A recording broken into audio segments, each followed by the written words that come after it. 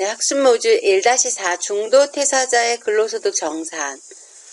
여기에서는 학습 목표는 중도 퇴사자에 대한 근로소득 정산에 의한 세액을 환급 또는 추징할 수 있다. 중도 퇴사자 연말 정산을 하고 나면 세액이 환급되거나 추징할 수가 있는데 이 부분을 처리할 수 있다가 학습의 목표입니다. 연말 정산의 시기는요. 연말 정산의 시기는 원천징수 의무자가 해당 과세기간, 그쵸? 1월 1일부터 10월 31일까지겠죠? 다음 연도 2월분의 근로소득을 지급하는 때, 보통은 이제 2월분을 2월에 지급하거나, 또는 이제 2월분 근로소득을 2월 말일까지 지급하지 아니하였거나, 2월분 근로소득이 없는 경우에도 2월 말일에 지급한 걸로 봐서, 우리 연말정산은 3월 10일까지 하게 되어 있습니다. 그래서 근로자의 경우는 3월 10일까지. 다음 연도 근로소득을 지급하는 때에 연말정산을 한다. 신고는 3월 10일까지 한다. 중도에 퇴직하는 근로자의 경우에는 퇴직하는 달에 근로소득을 지급하는 때에 연말정산을 해야 합니다. 근로자는 퇴직하는 달에 급여를 받기 전에 원천징수 의무자에게 근로소득자 소득 세액공제 신고서와 해당 근무기간 동안에 지출한 소득 세액공제 영수증을 제출합니다. 하지만 물론 실제로는 이런 것들을 하나도 없다라는 간주하에 퇴직소득은 연말정산하는 경우가 많습니다. 다음 페이지 보겠습니다. 여러분 지금 페이지 어디 하는 줄 아시죠? 22페이지 지나서 23페이지입니다. 연말정산하는 절차는 실제로 여러분들이 일용직 근로소득에 대해서 원천징수 계산할 때 일부 보셨겠지만 연말정산 절차는 총급여에 즉 연봉입니다. 여러분 급여, 상여, 수당 그리고 인정상여까지를 합한 거에서 비과세되는 소득을 뺀 나머지가 총급여입니다. 총급여 지급액에서 비과세 소득을 뺀 나머지를 우리가 총급여라고 하고요. 거기에서 근로소득 공제를 뺀 거를 근로소득 금액이라고 합니다. 여러분 앞에서 근로소득 공제에 대해서 배우셨죠? 그래서 몇 페이지냐면 여러분 책에 16페이지를 참조해서 보시기 바라겠습니다. 16페이지를 참조해서 본다. 보면 그 다음에 이제 근로소득 금액이 계산됩니다. 총급여액에서 근로소득 공제를 빼면 근로소득 공제는 여러분 책에 보셨던 것처럼 500만원 이하는 총급여액의 100분의 70 그 다음에 500만원, 1500만원 이하 350만원 플러스 500만원을 초과하는 금액의 100분의 40 여러분 교재 16페이지에 근로소득 공제의 표를 보고 여러분 보시면 될 것 같습니다. 그렇게 계산한 근로소득 공제를 빼면 근로소득 금액이 나옵니다. 거기에서 기본공제와 추가공제, 연금보험료 공제, 특별소득공제, 그 밖에 소득공제, 그 다음에 소득공제 한도액 추가를 더해주고 그쵸 이런 걸 다 뺀 다음에 한도를 넘는 소득공제 한도를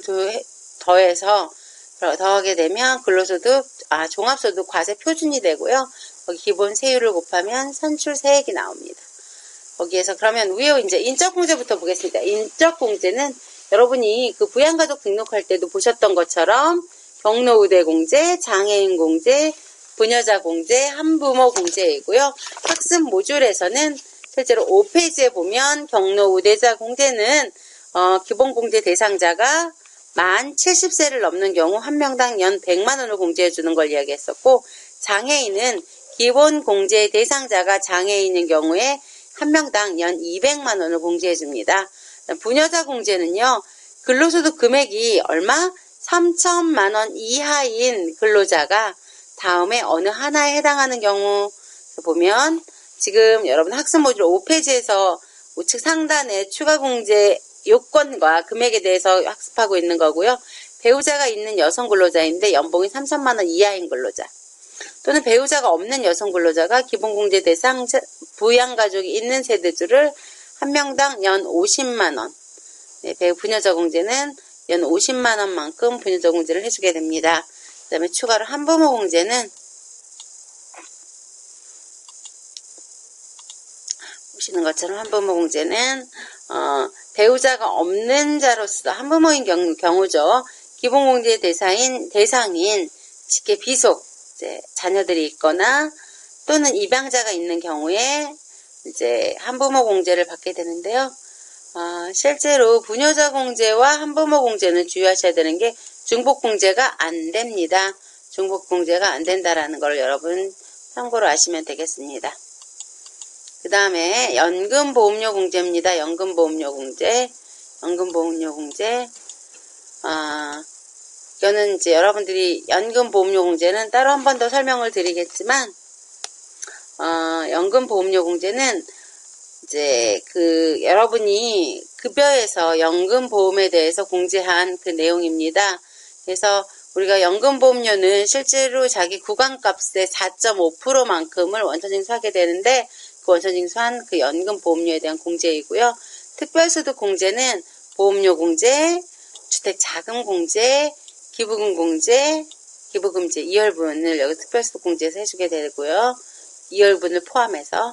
그 밖의 소득 공제에는 개인연금저축, 소기업, 소상공인 공제 부금, 주택 마련저축, 중소기업 창업투자조합 출자 등, 그 다음에 이제 신용카드 등 사용금액 공제, 우리자주조합 출연금, 고용유지 중소기업의 근로자 목돈 안 드는 전세이자 상한액, 장기 집합투자증권 저축이라고 되어 있습니다.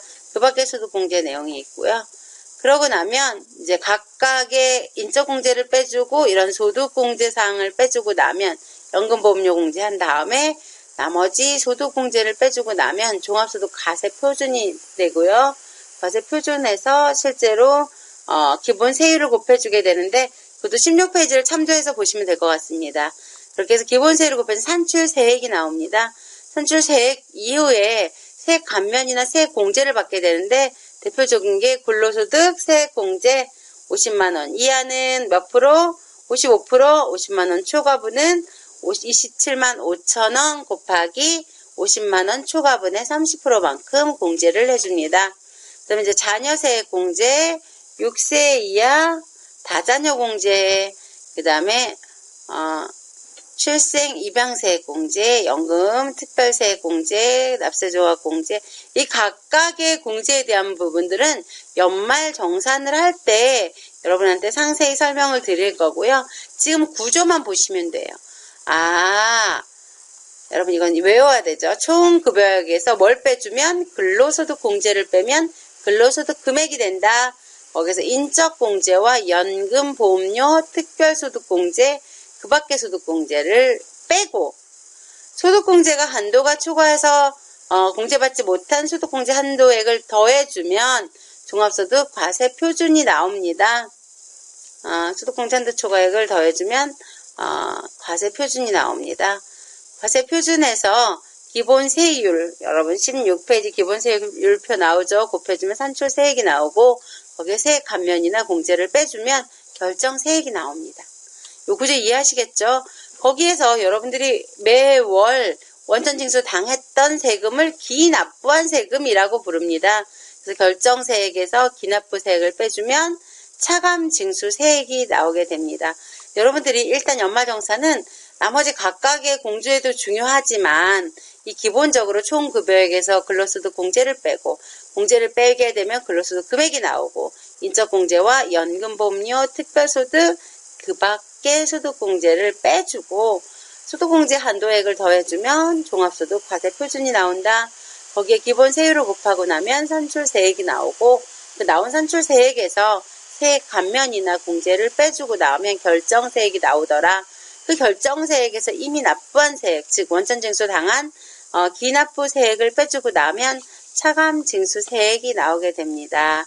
그러니까 이런 연말정산 절차에 의해서 결정세액이 결정되는데 본인이 납부한 게 더 많으면 원천징수 당한 게 더 많으면 환급세액이 나오는 거고요. 기납부한 게 작으면 차감징수세액이 나오게 됩니다. 이 점 유념하시기 바라겠습니다. 그래서 연말정산 그 구조에 대해서 잠깐 여러분 보셨는데요. 일단 중도퇴사자 근로소득 정산하기는 상기와 같은 내용이 포함되어 있지만 실제로 특별공제나 기타 소득공제 등이 없다라고 봐가지고 굉장히 쉽게 연말정산할 수 있습니다. 일단 수행하는 순서는 지금 표시되어 있는 1, 2, 3입니다.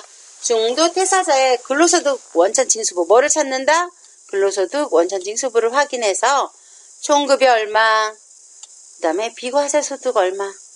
그쵸? 총급여는 급여 지급액에서 비과세소득을 뺀 걸 총급여액이라고 하고요.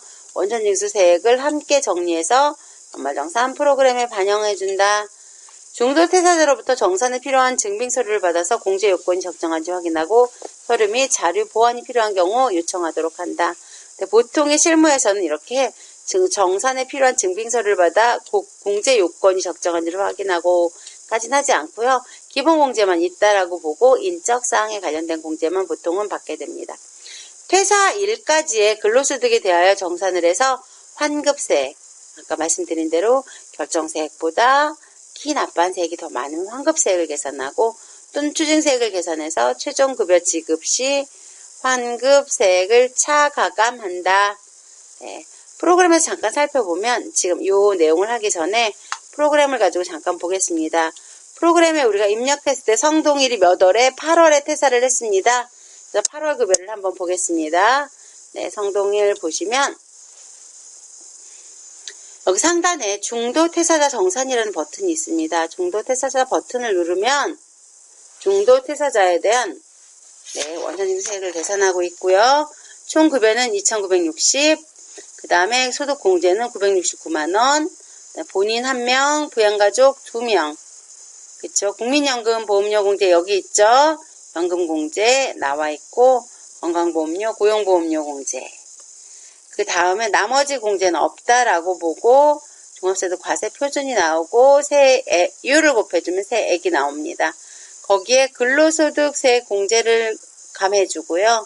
그 다음에 공제 대상 자녀 2명에 대한 자녀에 대한 세액 공제를 해주고요. 그 다음에 출산 입양 공제에 있어서 이 부분에 대한 이제 각각 공제를 자동으로 나오게 됩니다. 나머지 정산할 사항이 있으면 이렇게 소득공제 사항에 나머지 의료비라던가 소득공제 내용을 넣어주시면 되고요. 보통은 이렇게 연말정산하고 나면 이제 마무리가 되게 됩니다. 그래서 보면 결정세액이 제로이기 때문에 여기에 대한 원천징수 세액은 없고요. 요거는 내 급여에 반영해주면 436,520원. 이 이렇게 소득세가 이때 8월 거는 원천징수하지 않고요. 이건 환급해주는 걸로 가감되어서 사람별로 재정산해서 주면 됩니다. 그리고 상단만 누르면 된다.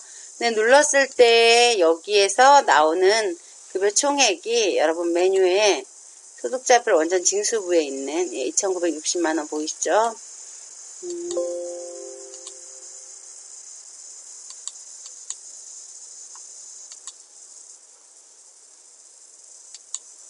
네, 여기 2,960만원 보이시죠, 여러분? 2,960만원과, 그 다음에 여기에, 보시면 80만원 자가운전, 그래서 합한 240만원은 제출하지 않는 그 비과세에 해당합니다. 미제출 비과세, 어디에 합계되지 않습니다.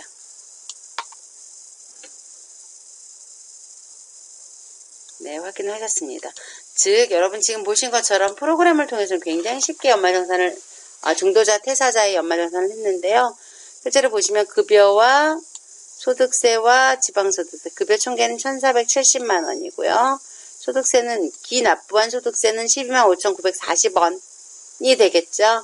그 다음에 연금보험료 66만 1,500원, 건강보험료, 고용보험료까지를 보시면 실제로 요거에 대해서 급여를 계산했을 때 수행 결과는 결정세액 9,280원이 나옵니다. 이때는 이제 납부하지 않고요. 납부하지 않고 일단 현 근무제에서 납부한 게 125,940원이기 때문에 차감징수할 세액은 116,660원이다. 이렇게 여러분이 세액명세에 작성을 하시면 됩니다. 여러분들 동일하게 넣으시면 이렇게 금액이 뜰 거예요. 네, 여기까지 중퇴자에 대한 연말정산을 완료했습니다. 수고하셨습니다.